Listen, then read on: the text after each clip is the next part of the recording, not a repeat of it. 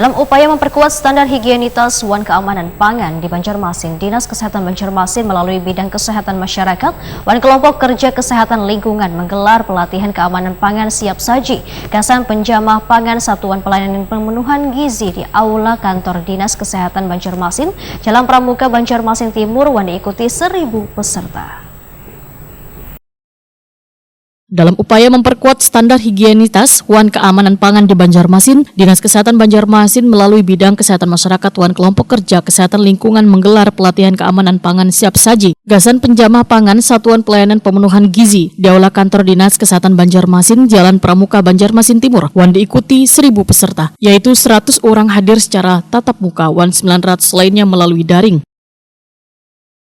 Pelatihan ini digelar sebagai langkah untuk memastikan seluruh petugas penyedia makanan, terutama yang terlibat dalam program makan bergizi gratis, memahami wan mampu menerapkan prinsip pengelolaan makanan yang aman, higienis, wan layak konsumsi.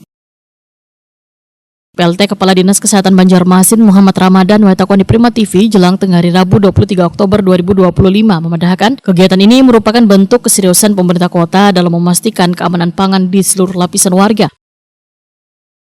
Menurut Muhammad Ramadan, aspek keamanan pangan harus menjadi perhatian utama, terutama gasan pihak-pihak yang mengolah makanan dalam skala besar, nang kaya dapur penyedia MBG di sekolah-sekolah. 100 melalui offline, 200 melalui media online. Jadi tinggal 700 lagi pengelola SPPG yang ada di Kota Banjarmasin, dan itu insya Allah akan kita laksanakan setiap Sabtu, sehingga dalam waktu 1 bulan mungkin insya Allah itu bisa selesai semua. Dan 1 hari penuh kita berikan sertifikasi terkait dengan si pesertanya, sehingga mereka memahami bagaimana pengolahan makanan bergizi yang higienis, kemudian sesuai dengan standar-standar. Itu kan juga ada pesan dari Pak Wali, Pak, agar pengolahan makanan ini kan jangan diolah pesartan malam. Nah, mungkin dari hasil pertemuan kemarin gimana Pak, mungkin Pak? Sisinya gimana gitu Pak? Wilayah seperti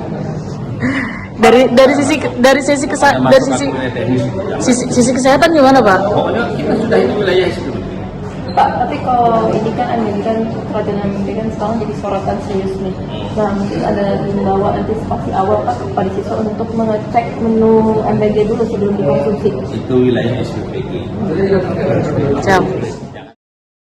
Muhammad Ramadan menambahkan, Waihini terdapat lebih dari 1.000 tenaga SPPG yang tersebar di 5 kecamatan di Banjarmasin. Bubuhan tenaga ini berperan penting dalam memastikan distribusi wan penyajian makanan bergizi di sekolah-sekolah berjalan dengan aman.